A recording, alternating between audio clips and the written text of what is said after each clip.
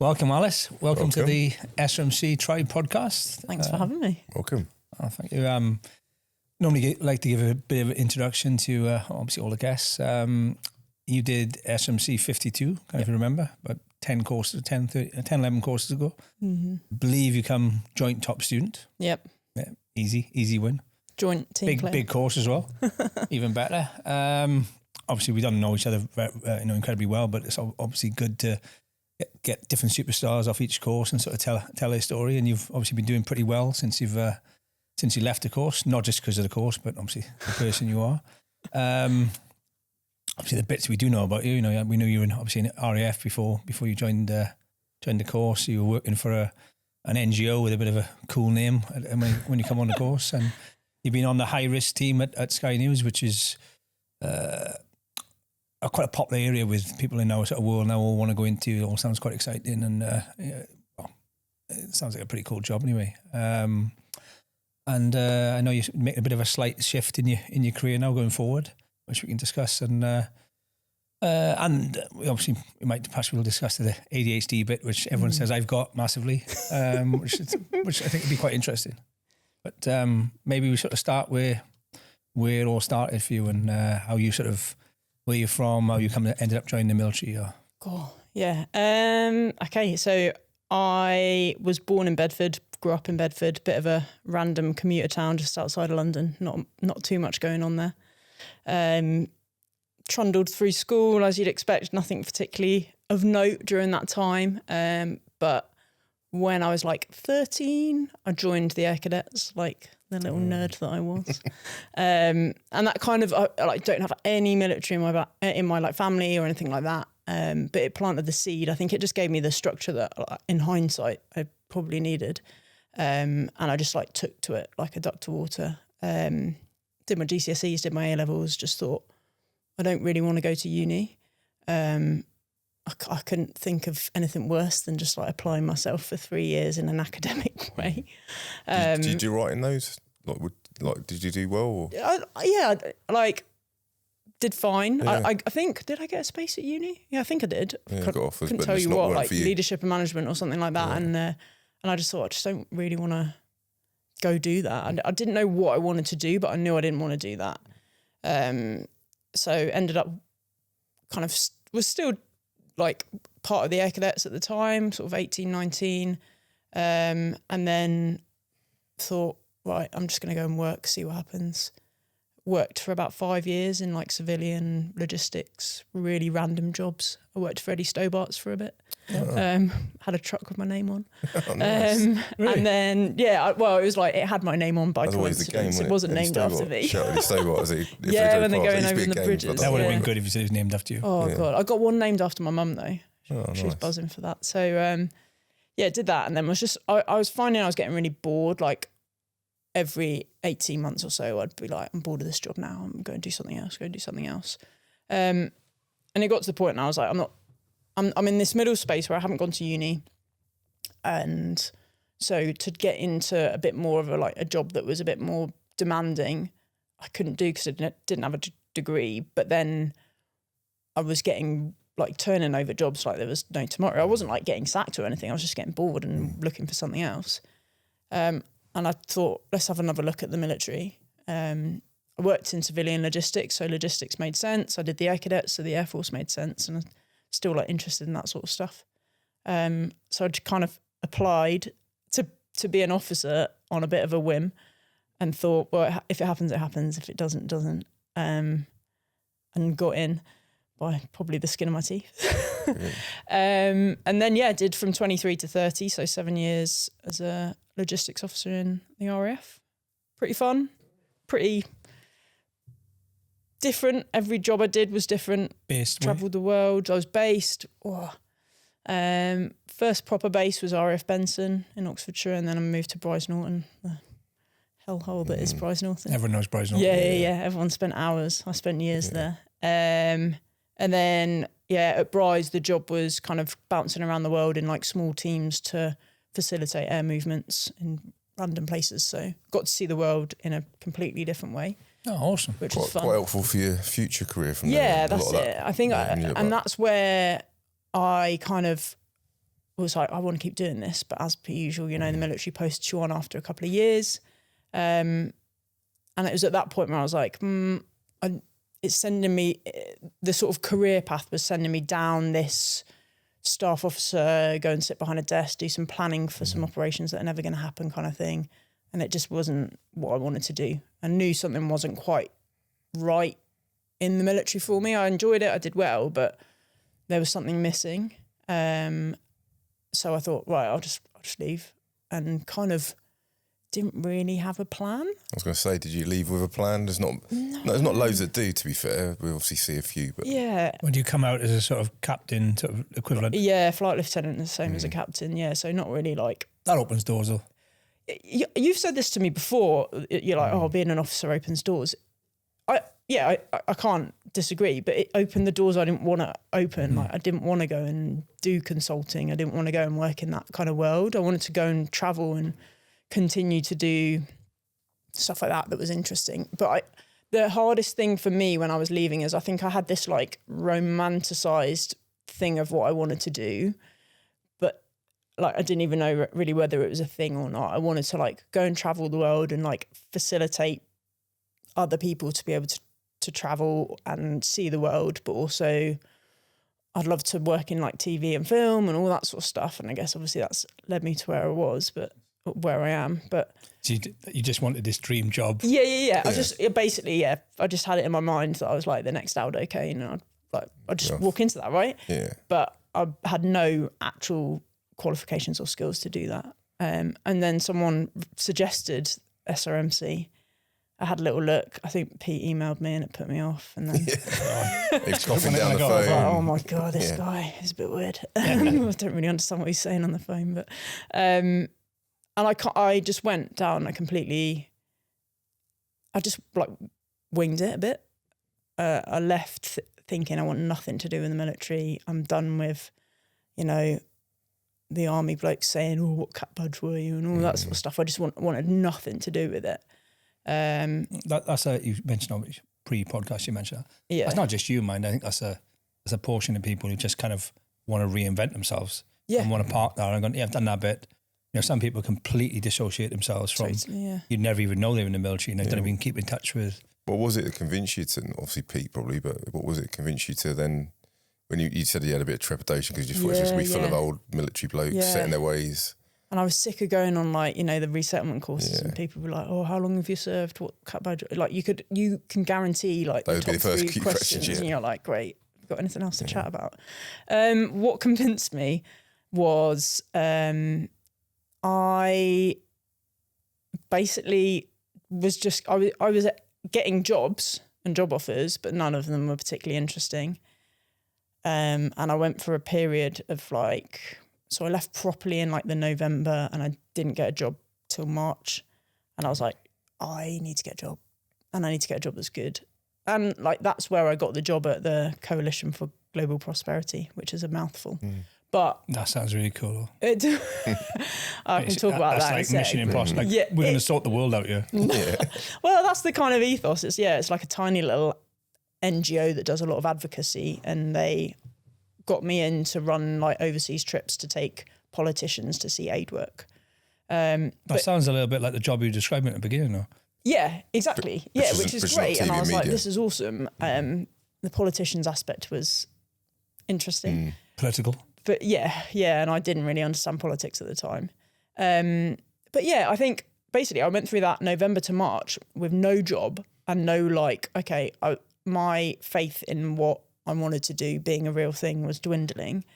And I was like, right, stuff it. And I need to park my desire to like separate from this military image and just get on that course. So it was like, I think I probably emailed you having not spoken to you for like 6 months being like, I'm back and I've changed my mind and is there any chance I could get on the course? So yeah, it was kind of that job and going on the course kind of happened at the same time, which is really good. What was the experience like on course for you? Obviously we know because we were there with you from our side externally, but was it? Did you still find that was the first question?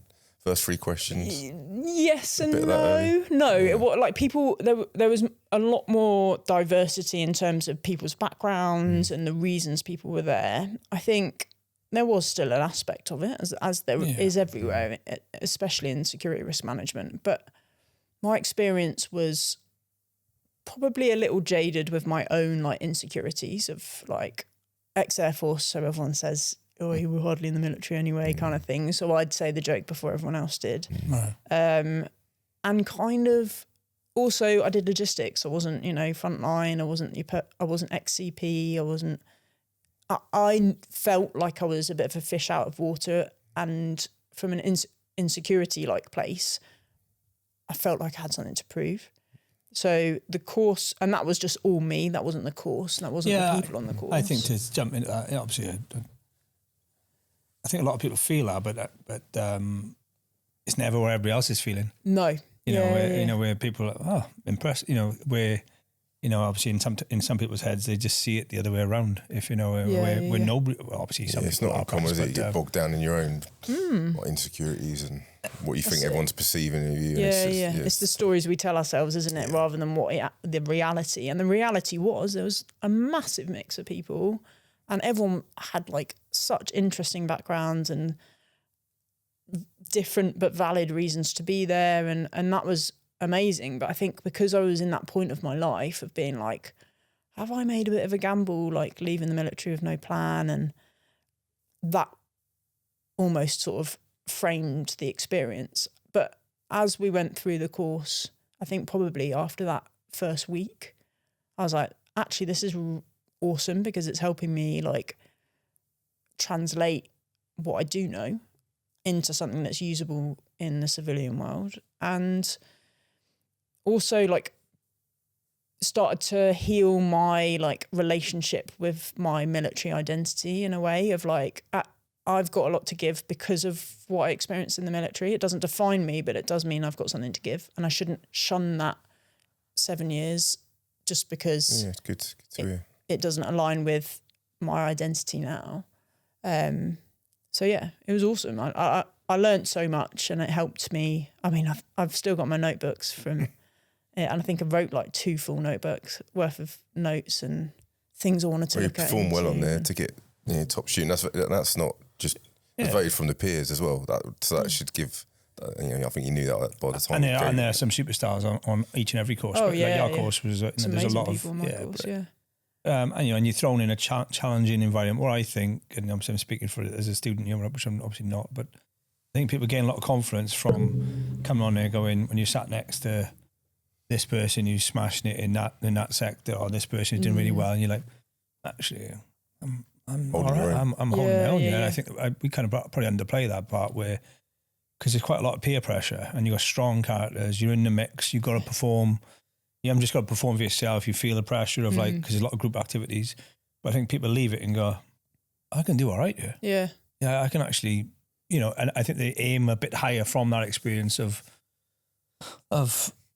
maybe going through things perhaps before they wouldn't have thought, I'm not quite there to go for that senior type job or that title. And if you're sat next to the person who's, head of something in this, and you're like, well, that person seems a little bit, not as good as I am, perhaps. Or even like, actually, I've got something to give that supplements that. Not like I'm better than that person or not. It was useful. I think I ended up sitting down on a table full of ex-police, and that was just like one like a really interesting, eye-opening experience. But also like these people are so different to what I am and what I stand for, and I think, stuff like that is really good because you can see the diversity of everyone's backgrounds, but also like where you fit in and where you're like, you being different is good, but also that you still belong in the industry,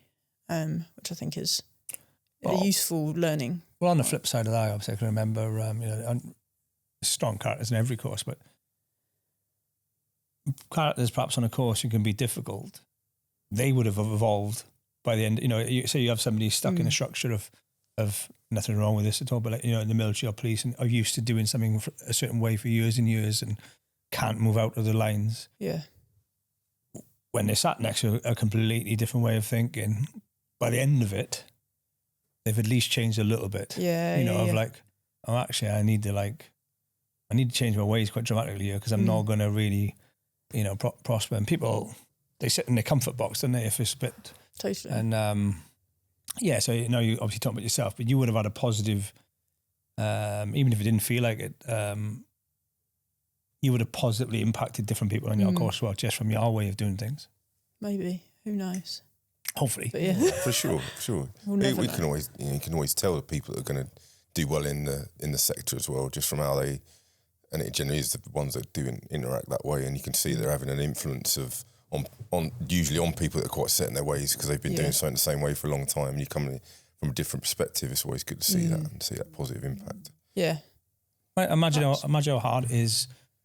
Maybe perhaps you've never looked at it this way. If you've been in the longer you've served, perhaps in one of them organisations, and the higher your rank, it will always become harder to to make that to almost like you've got to put it like humble pie, isn't it? To go, I'm not all over everything the world I need to be in. Totally. And it'll be the barrier will be up, but kind of it could be quite sort of defensive. Perhaps people will be at the beginning. And it's not a self-serving industry. We're not security risk management industry isn't there to support itself.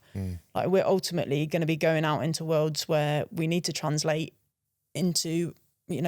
what we provide, what we do into a different language of whatever industry you're going to. So like if you've been in, if you are those people that have been in an institution for X amount of time and you're not being challenged, then you're not actually going to give your client or whatever it is the best possible service. So I think challenge is really good.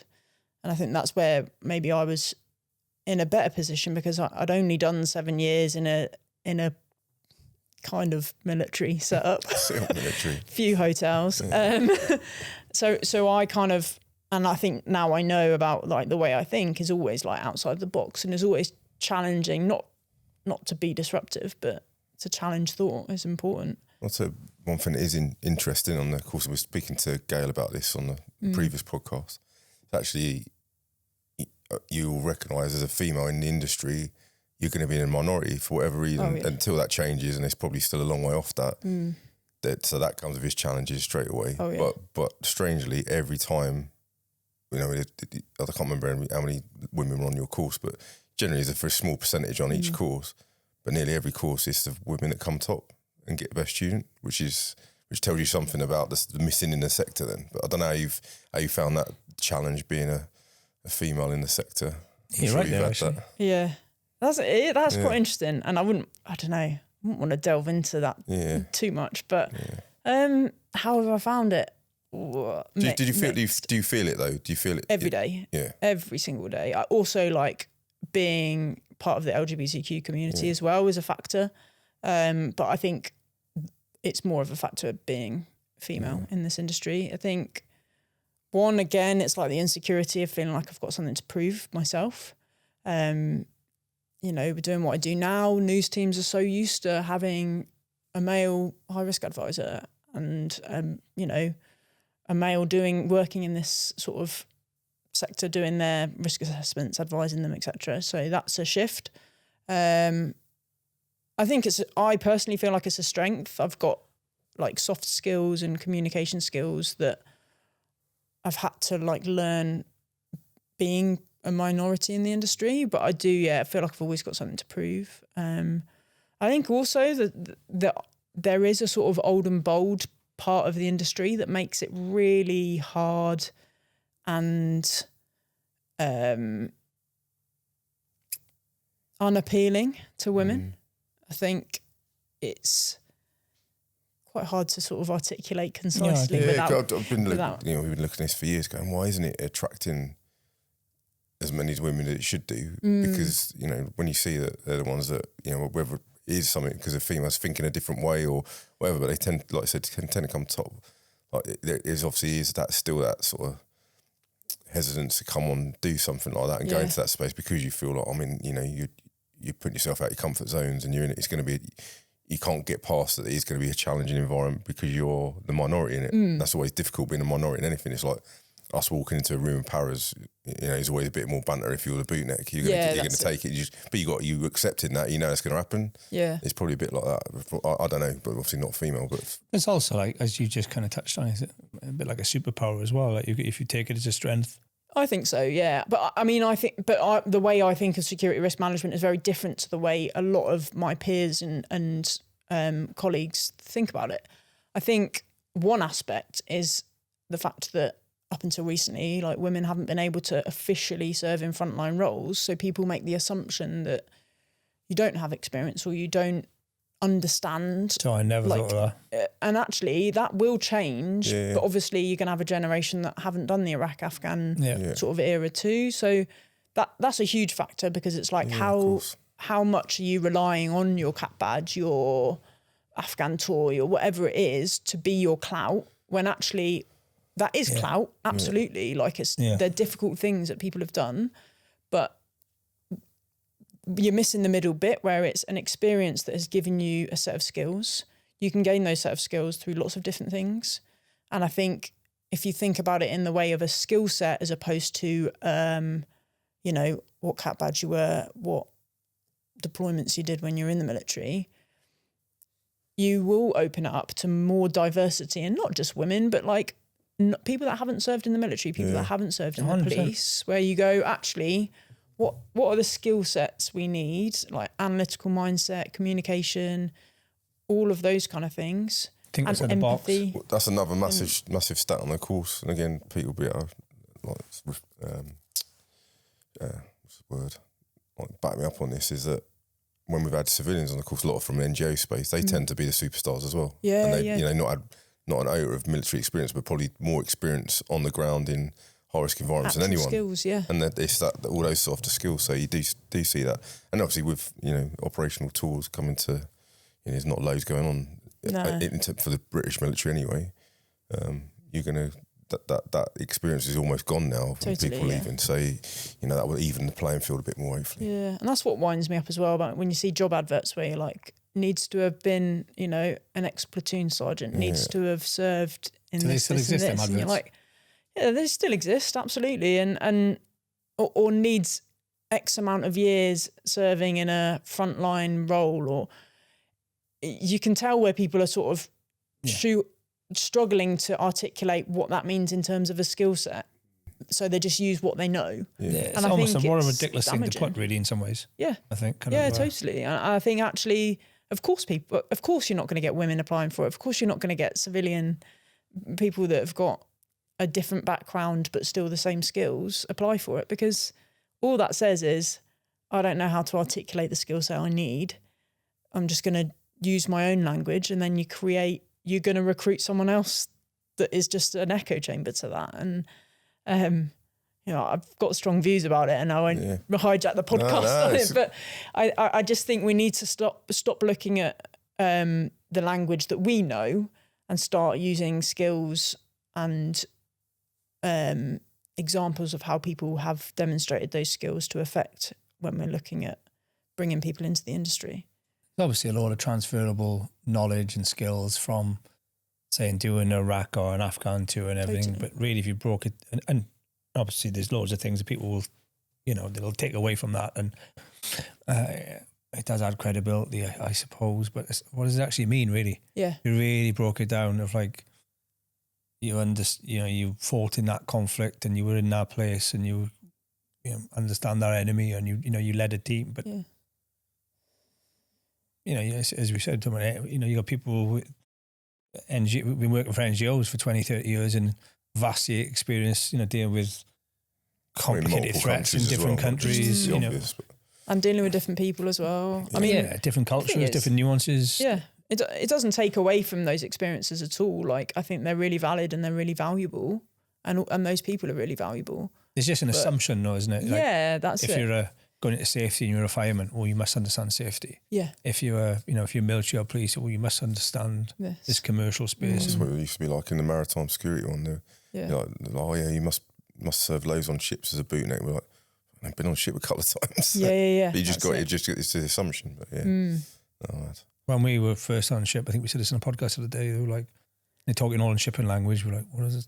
What does that mean? You can just tie this knot. We're like, what? Oh, yeah. What's the knot? That's when everyone asks me if I, you're in the Air Force, were you a pilot then? Yeah. I'm like, no. I thought, up until today, I thought you were a pilot. Are you joking? No, he didn't. You're such an idiot. To be fair, I always say anybody from the Air Force, well, they're pilot. Pilot. Well, yeah, that's it. Everyone in the Navy drove a boat then. Yeah. Sailing. My grandfather was actually in the Luftwaffe, but that's a difference. He was he? Bringing up Germany is a bit of a... Every episode has been something about Germany or rugby in it. We haven't shoehorned to rugby in yet, but yeah. So you were back to the end of the course. Yeah. Obviously, did really well on that, and then did that then give you the focus on to really hunt down those sort of media roles that your dream was, or did? Yeah, I kind of was happy enough doing the job I was doing at the time. And then I knew more about the media industry. I don't think on my course they had someone to normally do, but maybe not everyone. It wasn't because I think it was Mark Grant, and then I obviously met him when I applied for the job at Sky News. So yeah, I kind of saw the Sky News job and was like, I think I'd applied for I was in a phase of like applying for a few jobs at the same time.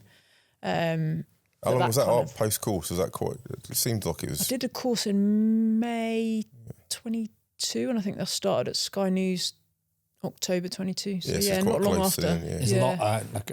obviously, I know kind of personally, there was a lot of people who went for that job. Really? Okay. Yeah, kind of... because didn't you initially get down to like the last 5 or something like that? I think I applied for an advisor job on a bit of a punt. Knowing full well that I wasn't ticking the boxes for it. And then Mark got in touch with me and said, "Oh, I've seen your application. I've seen you've done SRMC. Like, there might be another job coming up. It's worth you putting something in for. Just keep an eye out." Yeah. And then I went for it.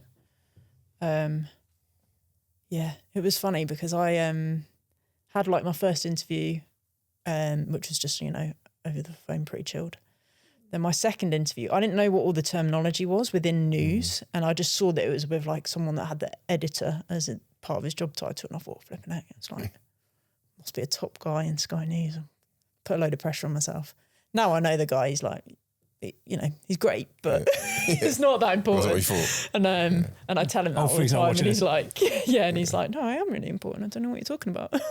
You're allowed to speak about what the interview was like, that process? Yeah, a lot of scenario, a team needs to go to an earthquake in Pakistan. What are you thinking about? What do you need to prep for them? What questions are you going to ask the team? That's a really good way of doing it. Provide them, that sort of scenario-based stuff, which is perfect, I think. Yeah, you're bread and butter. Yeah. Especially after the role we've just done in NGO. Yeah, that's it. Whereas this is more about the curveball. I think when I worked at the NGO, it was all pre-planned trips out, and you go do your recce and then come back and do execute the trip. Whereas news is just all curveballs at pace every single time. I think the big question people looking to go into one of these type of roles is you get free Sky, don't you? I couldn't possibly comment. Yeah. You're obsessed with this. He loves TV and film. I couldn't comment. Other broadcasters are available. Yeah. They're just not as good. So what obviously must be pretty intense from day one. Do you get time to learn the job, or is it just you're taking this news crew to Papua New Guinea, and is this tribe coming to in the same area? Is it? I literally I think started end of October, and I'm trying to think.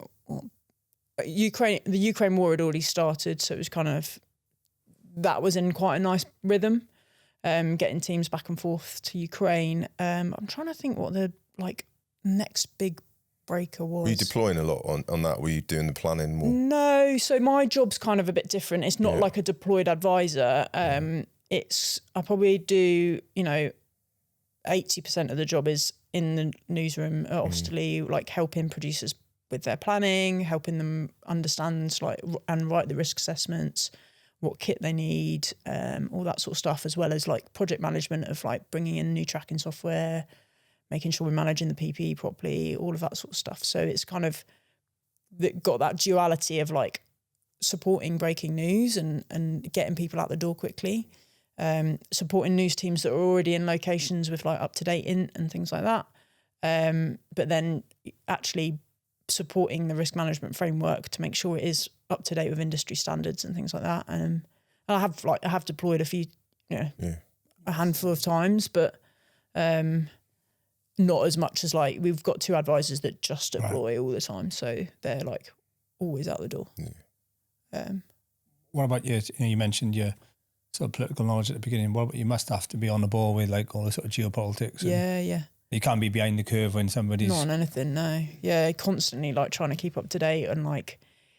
I'm really interested in it. I'm a massive nerd, so I'm already reading about this stuff. So it's interesting, and you're really blessed as well because you're surrounded by journalists, so who are doing the analysis themselves. They understand the situation themselves. So I'm constantly having conversations with the correspondents, producers, and everyone about like, oh, where do we think this is going to go? What's going to happen here? So you naturally are keeping up on stuff. Some of the more sort of like left field things are the like access that news teams have got quite short notice to somewhere quite obscure that you need to gen up on. But I find that really fun as well because you're like, oh, this is just completely like we had access to Goma as M23 were coming in a couple of weeks ago, and it was like, oh, I know like the general gist of like the DRC situation, but I don't know enough to like make a decent assessment here. And I think we had, a matter of hours to put something together, and I loved it because it was like pressure, try and understand, try and spin up some extra options for like evac if we needed it. And you're on your toes and you've got to learn about a new sort of part of the world pretty quick. Do you end up like just trying to understand the role? Do you end up briefing the journalists then before they travel, or the teams that are supporting them? We are the team supporting them as such. So you'll have a team of like 3 people normally. So like correspondent, producer, and a camera, and then they'll be supplemented with a high risk advisor if it's needed. So generally speaking, you're not necessarily briefing them on the situation because they already know that. Journalists are obviously they know why they're going there. It's because of what's happening. So unlike probably quite a lot of security risk management jobs, you're not trying to get people up to speed on the context. What you are trying to do is make them aware of like, oh, okay, actually M23 have started using this type of weaponry, and actually that means that, particularly like drones, for example. Drones is a huge space where it's like is quite a nuanced bit part of the war or what's going on there. But in terms of risk management, if you don't know about it, you're not going to be thinking, right, I need to keep my eyes and ears open for that kind of threat. So it's prepping them for the stuff that they won't be expecting. Either briefing them or just finding a way to like, because their heads are on fire, they're trying to get out the door as quick as they can.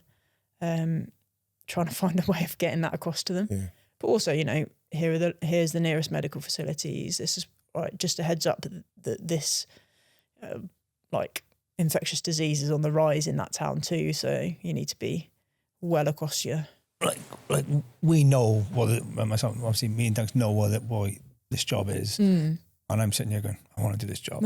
So imagine what people who it must be so many people hopefully will watch this and go, I want to do that job. Yeah. Like you probably sometimes when you're in a job, you kind of, you don't realise how kind of good it is.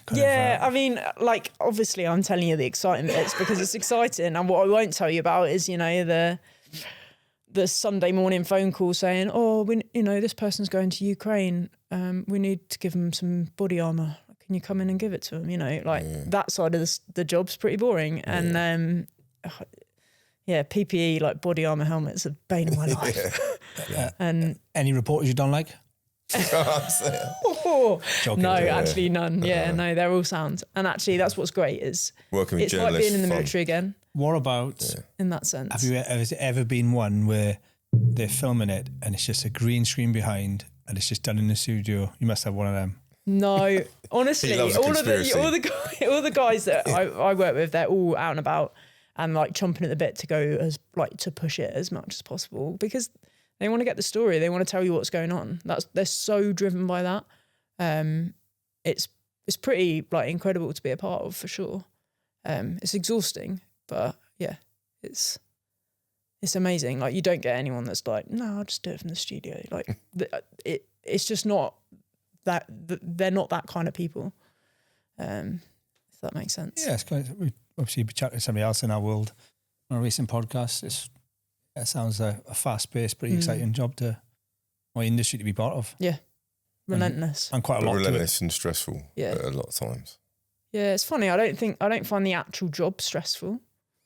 I think I find a lot of the things around it, you know, the like frustrations of constantly being the person getting the PPE, whatever it is. Clearly I've got a problem with PPE, but it sounds like but the job's not stressful because you're like, I'm so driven by purpose, and you're getting people's story out there.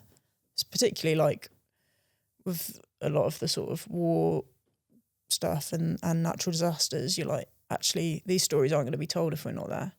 It's really important. I think one thing not many people are aware of is actually how small the teams are in that space. Yeah. So you probably you do work pretty hard and long hours. Yeah, really long hours. I think, you know, with the high risk team at Sky News is a team of 4 of us, the 2 guys that deploy all the time. And I bet if people didn't understand, they'd probably assume there's loads of you, don't they? Yeah. I mean, there's other organisations in this industry that do have bigger teams, but ultimately, you know, journalism doesn't make money, so you need to be as lean as possible, and everyone pulls their weight big time. It's non-stop. Yeah, I think that's the reality of it. Is like a work-life balance isn't a thing.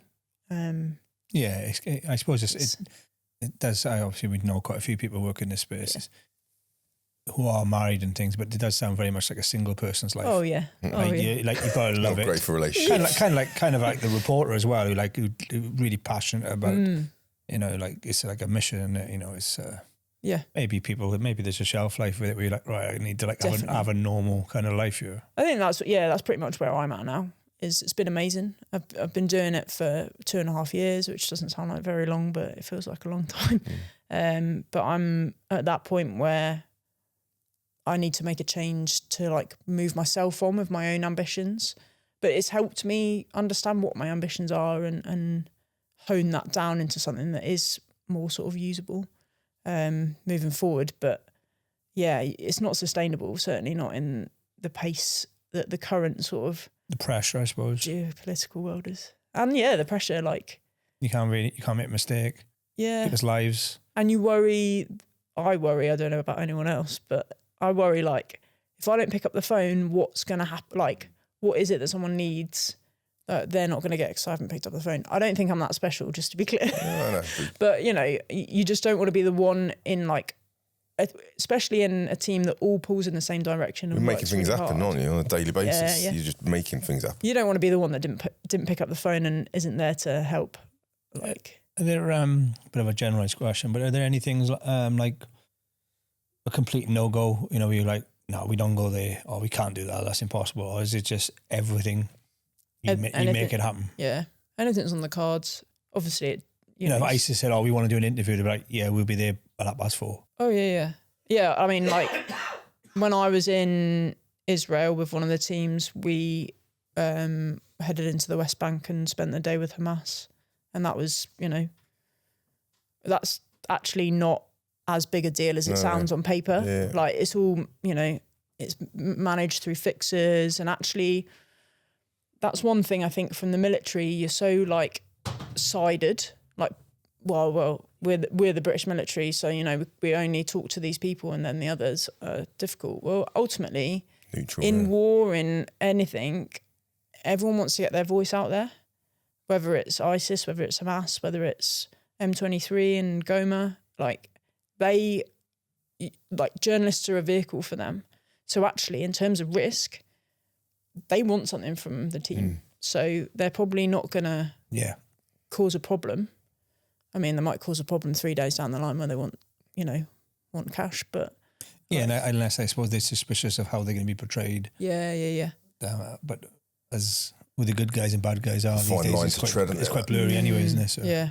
And that's also where you have to understand who you're working for in terms of the news outlet that you work for and how the society sees that news outlet, because that is a massive factor in terms of how you assess the risk. And the history of it, if some, if a news organisation had done something bad against that, like Hamas for like 20 years ago. Yeah. It still sits. Well, they all claim to be neutral, don't they? But they all sit I mean, one way or the like other. no human is neutral, unfortunately, as much as, an organisation can be an impartial news organisation. Like we all have our own values, our own sort of experiences that shape what we think about a story. And the great thing I find about the journalists is that they are really good, even if they're not.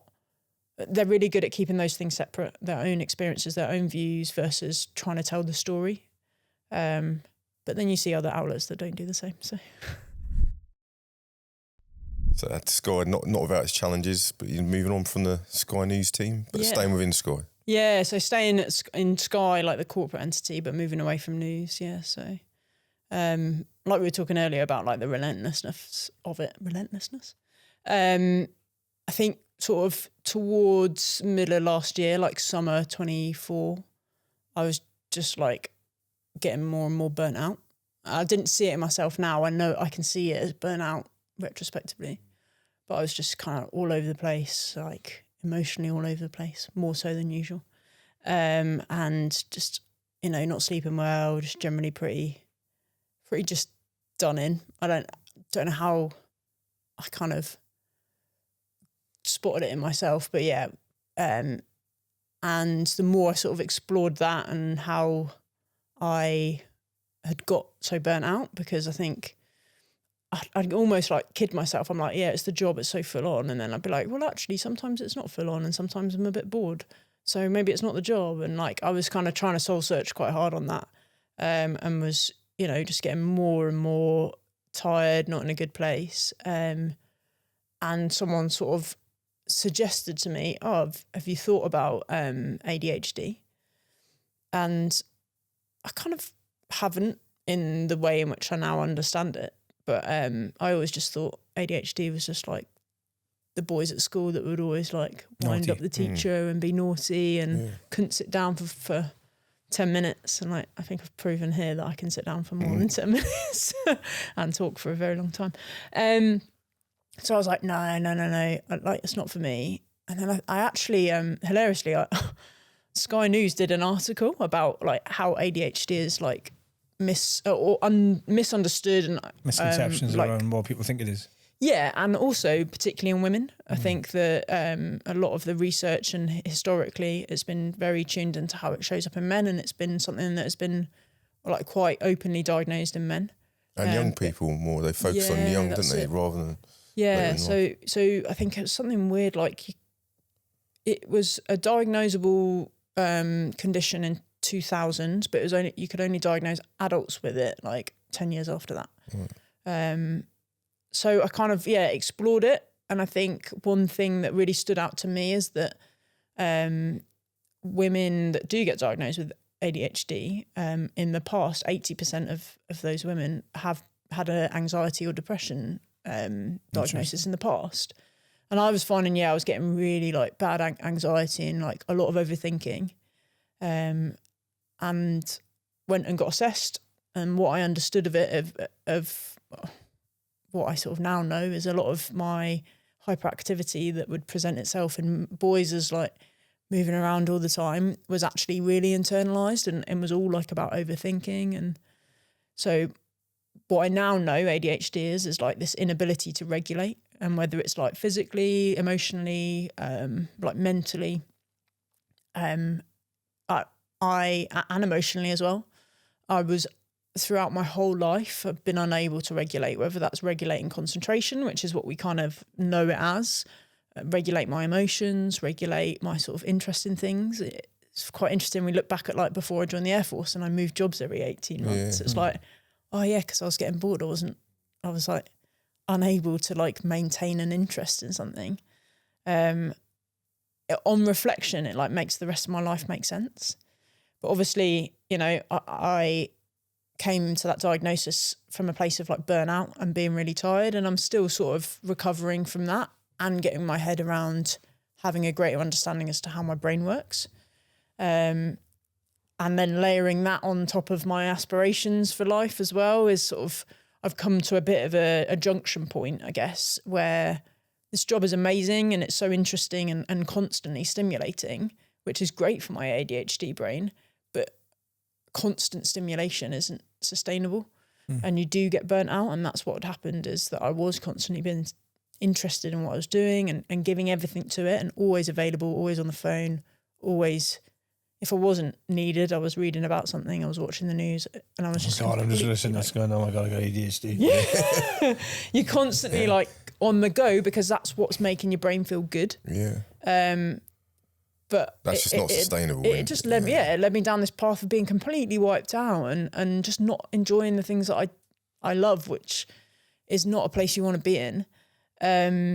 So yeah, now I'm moving. I've taken an opportunity to move more into the cybersecurity space, which is.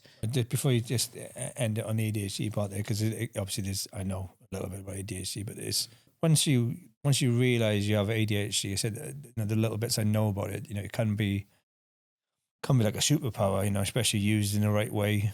Is it just a case of now you understand yourself better, and you could, in any negative parts of the ADHD, you know how to combat them differently than you did before?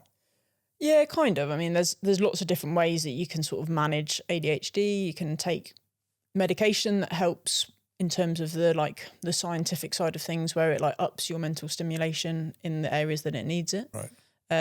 But also a lot of it is about understanding like how it shows up for you, because everyone's different, and effectively harnessing your life around that. So I know that actually the more I can build in a few like grounding points through the day, whether that's like my morning routine, like my lunch routine, my evening routine, and not to the point where I have to do that every single day like a robot, but enough to just ground me. There's no blood test for it though, is it? There's no blood test you can have to go. It's just on your, I do this, this, and this. Yeah. No, it's not. No, not like that. So basically, the way you get diagnosed is that you go and see a psychiatrist, and you spend like 2 hours talking through how they ask you specific questions, and they talk you through how that's shown up both now, but also when you're a child, because it's not something you develop through time. It's something you've had your whole life. But also like the fun thing for me was before that assessment, you're like someone that's close to you has to submit a report and with specific questions, but also they can put your school reports in there. And my mum was the one that did that. For some reason, she kept all of my school reports. Didn't keep any of my. Mum would have kept mine. Yeah. Didn't keep my siblings though. What does that tell you? She didn't see the ones with all the bad. I used to rip the bad stuff out. Yeah. And like looking back at some of the quotes from my school reports, like Alice hasn't achieved her full potential. Like she never applies herself. Always shouting out in class. Because some people don't believe it's a thing, do they? So, and you can, just like in life, you can go, I do this, this, and this, and then you found a diagnosis, and you go, oh yeah, I've done this, this, and this. Yeah. But not necessarily. It's that thing. That's it. Yeah. A lot of the traits are things that everyone experiences, but for someone with ADHD, it's all the time, uncontrollably, non-stop, like forgetfulness. We all forget something sometimes, but if you've got ADHD, it might show up that you're forgetting something 10 times a day, and you consistently forgetting. Your brain's overthinking. And then it's a vicious cycle. The science behind it is that there is a parts of your brain that lack a certain level of like neuro transmitter, which means that effectively, and I'll probably use the wrong terminology, but your there's a part of your brain that is like seen as the orchestra conductor of the brain, and effectively when you've got ADHD, you've got that conductor, and for the life of him, he can't keep the rest of your orchestra, which is your brain, in sync and in time. Okay. So it's constantly like all the different levels. And that's what I recognise in myself, I have big emotions, whether it's big bad or big good, like they're big. But then sometimes like they're not, and like I'm completely like about stuff that I should probably be more excited about. It's had a positive impact, the diagnosis, though, for you. Totally. Massively, yeah. I mean, I think it's just understanding. Yeah. And like nothing's changed. My brain is still how it is. But I have a better understanding of how I harness that for good. You know, one thing I know is that I am really in tune with like emotions and things like that, and atmospherics, which in risk management is actually quite handy because you can sense a shift change in atmospherics pretty quickly, which is a bit of a superpower sometimes. And that diagnosis, has that led you to change the role you're doing, or was that a bit of other ambition as well? Yeah, sort of. So partly, I think it's more the burnout that has led me to change the role, but the diagnosis has helped me understand that creative work is really good for my brain and something that I do that I really enjoy. So I'm at that point where I'm kind of like splitting my ambitions away from my career.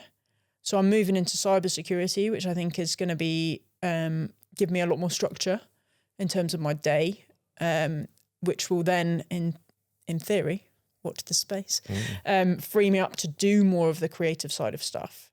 So like my aspiration really is to move into doing more creative things around like geopolitics and stuff that I'm really interested in. But I'm also maybe a podcast as well. Have you? Oh yeah. So basically, I mean, the dream would be, well, not the dream. What I'm trying to sort of get in the works is a podcast about how geopolitics is changing, in my opinion. And I'm working with my friend Dan, who's one of my friends from the Air Force who works in the tech industry. Cool. Because between us, you know, we have such interesting chats about how geopolitics, as we know through like Tim Marshall's sort of lesson on the course and things like that. It's been cyclical and it's helped us, you know, make risk management decisions and predict change and write reports, we'll do whatever we do.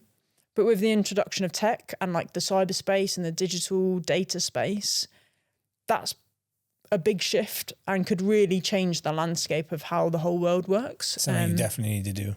So yeah, that's the plan. Something if you are thinking about it, you need to do that right now. Right up your. So that's our plan, is like maybe a fortnightly podcast where we come together, talk about what's going on in the world, talk about tech sort of development, and how they come together and like.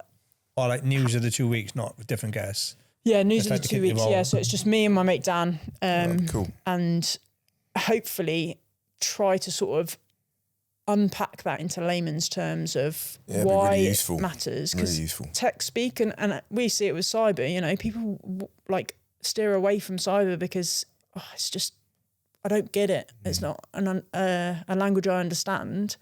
Well, actually, you need to, because that's where the world's going. And whether you work in physical security risk management or, you know, cybersecurity, those things are going to come together. They're going to web in between each other. Yeah. So now's the time to understand how one affects the other and how they are going to become one, I believe. All I understand about cyber is everyone who works in it is rich.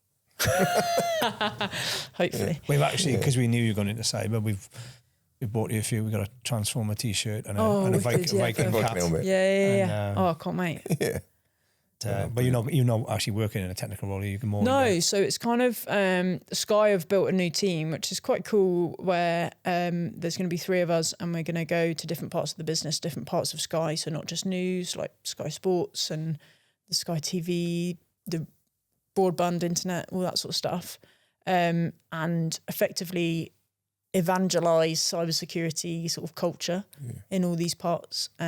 So we'll be working with the technical people, but it's all about, you know, translating it and getting people on board to build it into their culture as opposed to it being an afterthought. So yeah, it'd be quite interesting. The speed of AI at the moment. Oh God, yeah. Fake news. All of that, yeah. I mean, it's going to completely change the landscape of news and everything. You don't even know where you're watching anymore, whether it's real or not. No, that's it. Yeah, and we're not far off that now. You see some things now. People fall for it. You know, like your auntie or your nan.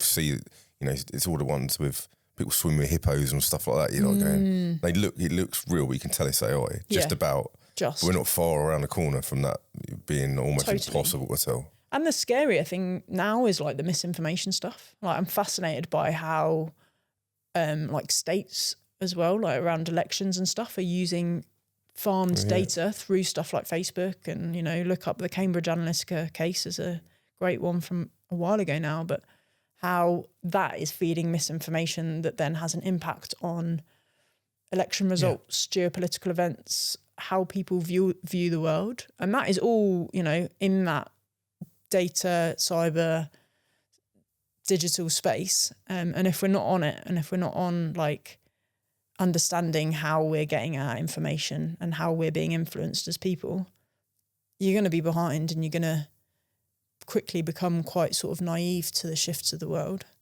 I think. Would be, as a generalised thing, what would be the main cyber threats then to news organisations? Oh, to news? Oh, put it on the spot here, mate. That is a tough question. What would be the major threat? Disinformation, I suppose.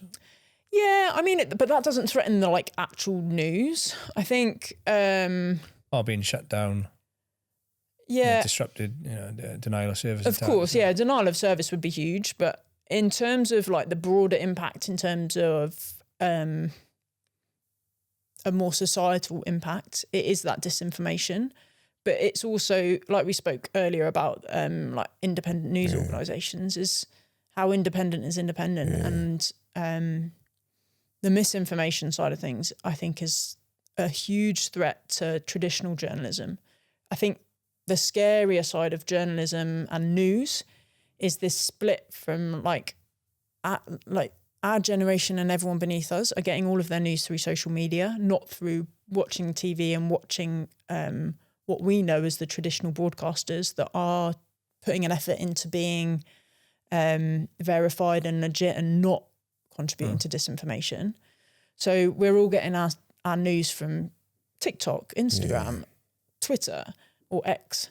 And actually that's full of disinformation. It's full of like people saying they're journalists, but they're not actually journalists. They're just sort of sharing what they're hearing in their echo chambers. And I think that's the biggest threat to news, in terms of, it's not so much a cyber threat, it's like a societal threat of actually we're turning to digital platforms for our news, and people aren't inclined or taught to verify this stuff. Verify, do they? Yeah. Nobody thinks, okay, I've read this, but let's do some more research and see if there's a counter opinion. We're not taught to do that, and we're never taught to do that. Just go off the person with the biggest influence. Oh, they're saying this must be true. Exactly. Yeah, once we're in an echo chamber, you're kind of in it, and like you're on. Yeah, actually, like, on my Instagram, all I'm fed is 9/11 stuff and BJJ stuff. There's anything else happening in the world? But, no, that's it. But you do. That will be how you see the world, isn't it? Yeah, and the algorithms are going to feed us more and more of that, and it's scary the more you think about it, and the more you think about these, people like Elon Musk who own Twitter and this. You can see how the traditional like multi-millionaire owning a newspaper is shifting into a multi-millionaire owning a social media outlet is to feed. One, it's to farm a ton of data from a huge amount of people. It's just the newer version of that. It's the new version of it, With a much bigger, they've all got huge reaches. But it's controlling the narrative, and I think that's pretty scary, to be honest. So I reckon next one we get you on, we just do geopolitics, which with Tim Marshall. We'll get Tim on at the same time. God, no. Yeah, that'd be good. Well, the podcast, I'm going to look forward to listening to that. Sound awesome. You got a name for it yet? No. That's still in the works. Is it? So you'll let us know anyway. But yeah, for sure. But I've started writing on Substack. And actually my Substack handle is called Not Technically a Journalist, because I'm not technically a journalist. Nice. And I always say that to the journalists that I work with, that, I'm not a journalist, but... I like that. Not technically a journalist. Yeah. So I write every week just about, what's going on in the world, or what's interesting me that week. So this week, I'll date stamp We're this going to have by a saying chat when offline it is. But after this is about some things as well, actually. Yeah, but it's just, for me, it's about flexing that creative muscle, because I know it makes my brain feel good. But, it's probably not going to pay the bills, so... I'll not yet. In cyber not yet. You don't know for now, but they kind of converge, the two paths at some point. But that's the next move. That's good to Well, one, thanks for being so open and honest. That's all right. And you shared some it's pretty personal stuff there as well, which is you know, it's always good for people to see it, and, you know, not alone in that. At least not us. I think both of us have definitely got ADHD in different ways. So it's a superpower. I struggle concentrating. You don't have music on in the car. That tells you something. But yeah, what will be an awesome conversation, and there'll definitely be a follow up. And look forward to seeing the podcast. Thanks for your time, Alice. No. Big Aaron was right. That was a cracker. give him a mention. Thank you. Really enjoyed awesome. that. Thanks. Look forward to number 2 Oh God. on your podcast. Pressure. Yeah, Now you have to release it. Yeah, now I've got to do it. That's why I said It's it. on. It's digital now. It has to happen. And you got to know that title was good. Yeah. Thanks. Thank you. Brilliant. Cheers. Thanks for having Alice. me. Thank you.